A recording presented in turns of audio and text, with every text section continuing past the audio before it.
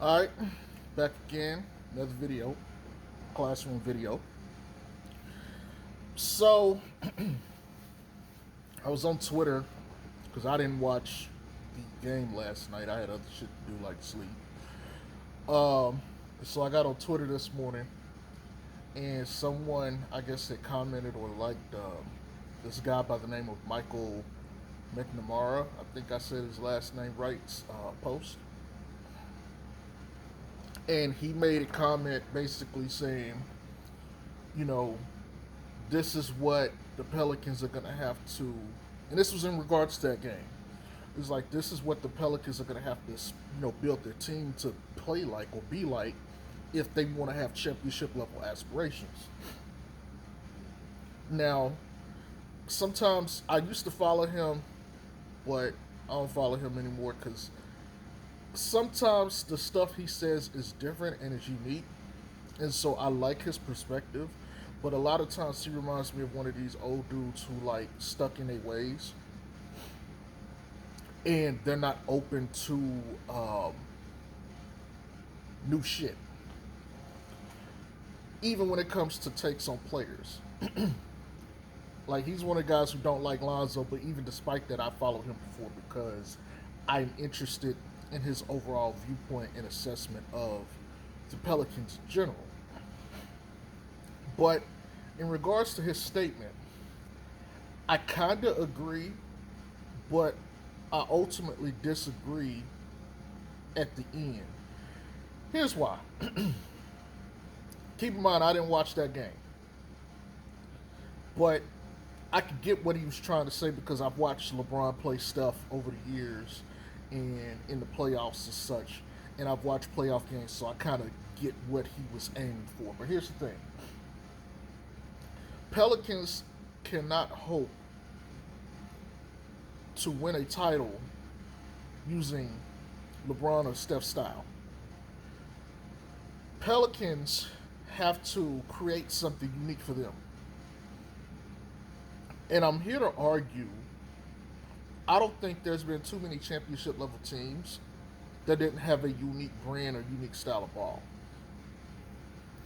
What I mean by that is, especially teams that get multiple runs or multiple rings, they usually introduce something new. So I'm not gonna go back too far, but let's look at it like this: the Lakers was big guard Magic, Kareem, fast pace, highlight basketball. Chicago Bulls was like the first. Well, before we get there, let's go to the Detroit Pistons, the Bad Boys. You know, that was like the first like small ball, shoot backcourt kind of dynamic backcourt of Isaiah Thomas and the boys plus hardcore defense to win a ring. Normally you have to have a big to win a ring, but this was the first team that was led primarily by like a undersized guard. Then you go to the '90s, and then you got the Bulls with MJ and Pippen, and that's like, oh, so you can win with wings too. Fast forward, you get the wing center combo with the Lakers, and then you get Detroit, who don't have any major like stars per se, even though now they got a Hall of Famer in Ben Wallace, but they didn't really have any major stars, but they just beat you with defense and length. And so we keep going, and now you got big threes, you know Miami, and a couple other teams and stuff like that. Then you got my Mavs, you got Dirk, the stretch four, stretch five. So, and if we keep on going, you got like Golden State in their style of play, right? So, championships have evolved, or teams that win, they've evolved. It used to be that, hey, the only way you can win is if you had a dominant big. Well, now it's like, okay, they want you to have like a god level guard, or you got to have a team like LeBron where you have like two god level wings. I don't think that the Pelicans necessarily have to do that. I think the Pelicans have to find a unique blend of ball that changes the style of play or the way the game is played. something that teams are not prepared to defend or deal with. One of the things that made Golden State so superb when they first came into the league or came into power or prowess is Steve Kerr introduced the style of ball that nobody could contend with the only pieces in the league like he is, and so there was no way to get ready or prep for this team properly. They had the only like shoot backcourt of that dimension, and nobody else was playing that way. They completely flipped the league on its head to where the league was like, okay, this is new basketball. This is where we have to go. And people talk about the center is irrelevant. Matter of fact, I need to make a video on that. Um, I'm gonna have to make a video on why the center is not an irrelevant piece and why it is still very valuable and why you should still consider building your team around a center. But those things kind of changed the way basketball is played right now because now we got Dame, Trey, and every other guard now is basically shooting threes. So, from my context or from my perspective, I don't think you need to play like LeBron or necessarily have two great wings, and I don't necessarily think you need to have like a god level, backcourt or a backcourt player. What I think you need is unique brand of basketball, something that's unique to you that can be your own and can't be easily replicated. The question then becomes, how do you do that? You got to look at your pieces and figure out a way to make it work. Like for instance, Mark Jackson didn't really use Draymond like that. Developed him, but he didn't use him the way he's being used today in Kerr's style of ball. Kerr created a system that, one, he's a jump shooter, so he imparted jump shooting in his core principles of how that offense is ran. And it helps when you got two of the greatest shooters in the backcourt who do exactly what it's intended to do. This is why I think system matters for players. But to the point, Draymond wasn't used that much or properly by Mark Jackson. However, you get under Steve Kerr, and Steve Kerr takes advantage of all the things that he does well and uses him truth be told, he's one of the most diverse players in the league. He kind of has point guard responsibility, center responsibility, wing responsibility. He has so many different jobs. His role is so unique. I don't think there's too many other players. Bam may be the only other person that I can think of off the top of my head who has a similar role. But for the most part, Joker too, but Joker don't play defense like them. But his role is unique. His job is unique. It's tailored to his skill set, and his skill set complements the other two guys, which complements the system. One of the things that has made Greg Popovich so good over the years is the fact that he adapts. He changed his style of play to contend with the Miami Big Three, and he went to shooting.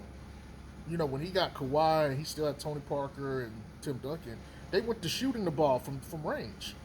They still played Spurs ball, they still played defense, they still had Tim to anchor the team. But I remember even during the finals, just like the fact that Greg Popovich has been here, damn near 20 years, and he's still winning. And even though the era of ball has changed, he's adapted and changed with the era. Like, that's how you have to build or construct your team or deal with team building, or just making a team in general. So, for the Pelicans, and this is assuming they keep Lonzo, but even if they don't keep Lonzo, you got to look at your guys, B.I. and Zion, and you got to find a system that benefits the both of them.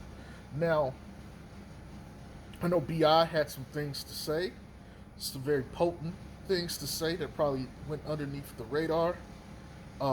His exit interview, and they're gonna have to take what he's saying into consideration. But let's just take Lonzo out the picture here, because the two pillars of the squad is Zion and Bi. If the Pelicans ultimately want to see their dreams come true, they're going to have to construct a roster that benefits those two guys primarily. And if they keep Lonzo, they're going to have to include Lonzo too, because Lonzo is the third best player on this team, bar none. So you would have to figure out a way to infuse a little bit of everything. What did each of these guys need? The next thing is, or the next question, does Stan bring out that for these guys? Now, way back when Stan was first hired, I said this. I didn't mind a Stan hire because I understood what it was. As an educator for the game, he's necessary. Did I think he was supposed to be the long-term answer at head coach? No. But the point of him is to teach them how to win first. Once they get that, you then go and get the coach that's going to take them to the next level. In a sense, that's kind of what happened in Golden State. Mark Jackson developed the guys and got them where they need to be. Steve Kerr came and finished off the job. And that's basically what I see going to happen with the Pelicans. Stan Van Gundy is here to get them to that point and, basically grind them into their product or their finished products. The next coach is supposed to come in and they're supposed to shoot for the moon. Which is why I know a lot of people are upset at Stan, and I've even had my issues with certain things he's done, but no coach is perfect. Having said that, I understand the process and the philosophy, so I don't trip about certain things. I'm not, a lot of people are really upset at how Lonzo and stuff is being used, and I get that, but you got to understand where Stan is trying to come from, what he's trying to do, as opposed to what the player necessarily wants to do. Although, my personal critique is I don't think he used Lonzo, BI, or Zion to their maximum potential. Going back to what I said initially, BI had some polarizing things to say, some potent things to say. That was one of them because he mentioned guys being put in the best positions on offense to win. And I don't think he was just talking about Lonzo. I think he was talking about the entire team between him, Z, Lonzo, Josh Hart, and everybody else. So we put that to the side. I don't know what that style or brand of basketball is going to be for the Pelicans. And anybody who knows me knows I've been on the trade BI hype train since before the season started. I figured you can go get a better player to complement Zoe and Zion. And it would make your job easier because now you don't have to worry about 40% of your closing lineup not playing defense. You'll have to only worry about Zion, which most teams at worst have one guy. On championship level teams, they have one guy on the court at all times that don't play defense. Everybody else plays defense, either at an average level or above. Even Steph, he's kind of like a so-so one-on-one defender. He's a very good team defender. And so even he's not completely neutered being out on the court defensively.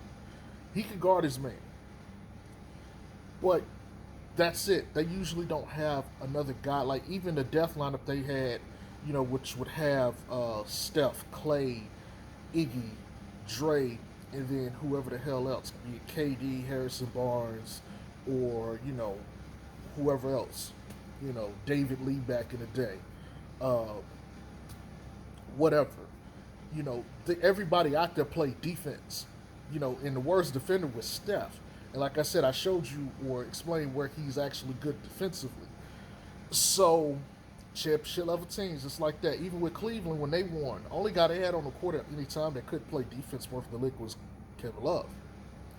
And we can keep going back. Normally, these championship level teams, there's one guy out there who can't play defense at worst. You know what I'm saying? So either BI's going to have to step up on D, which changes everything. Zion's going to have to step up on D, which changes everything. Or both of them are going to have to step up on D, which completely flips this whole thing on its head. And I would argue that if both of those guys were very good defensively this year, this Pels team would have been in the playoffs, guaranteed. And I don't think they would have had as much turnover late in the games. Well, let's put that to the side. The Pelicans to me right now is a team that I think the players want to play one way. I think Stan wants them to play another way. And I think the front office has another way they want to play too. Even though Griff was like, well, we brought in the guy that wanted to do what we wanted to do. Like Point Zion was the reason why they hired Stan. So ultimately, if Point Zion is the thing they want to go to, you have to figure out what Point Zion looks like. What was this year then? Was it a throwaway year? No. It was to get a glimpse and see what Point Zion looked like because you want him ultimately playing point guard.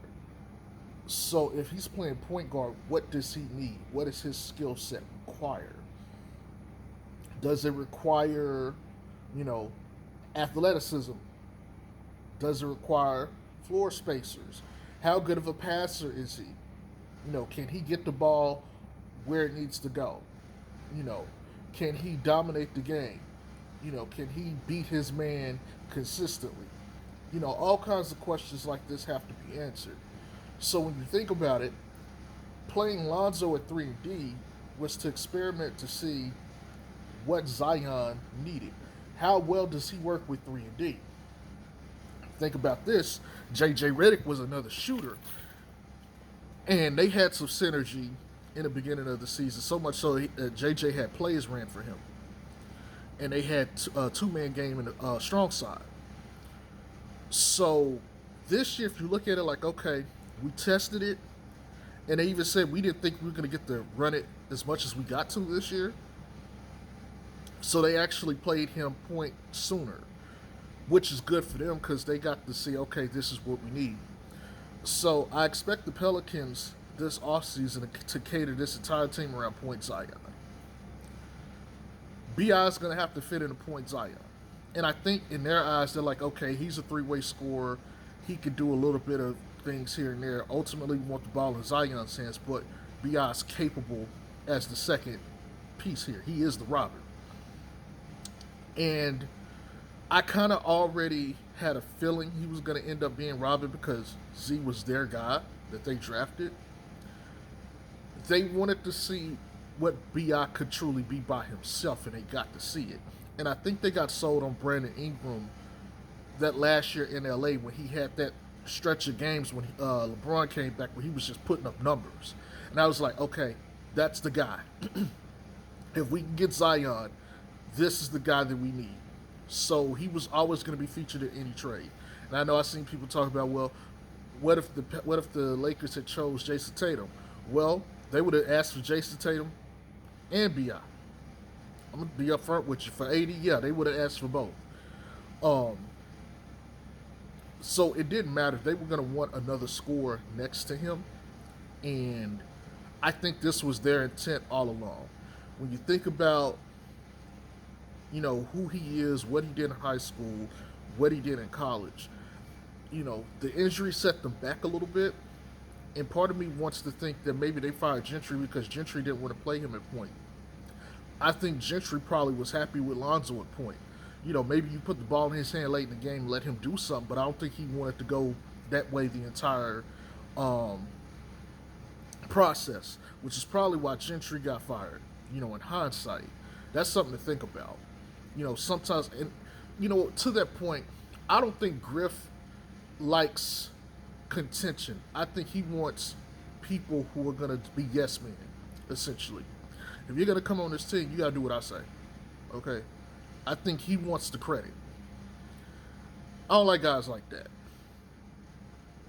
The ultimate goal is to win. If you get a coach who can get the most out of everything you got and squeeze every bit of potential and greatness out of the guys that you have, I would rather go with that versus what I necessarily want to see the team do. Sometimes what I want to see isn't what's best for the team itself. Having said all of that, this is going to be a very interesting offseason, and like I said on Twitter yesterday, this offseason is going to have implications beyond just this year. This offseason for the Pelicans is going to shift the tide for a lot of things. It is going to affect a lot of people and a lot of players. Another offseason to think about in recent memory like that was the KD decision. That affected so much. Eventually, Houston went and got CP3. If they didn't get KD, who's to say Houston doesn't have a championship right now because of CP3 and Hart? Just saying. Because LeBron was going to leave, Kyrie was going to leave, but Kyrie left first. So that 1 year wait, he didn't have it. It was, I think, that 1 year.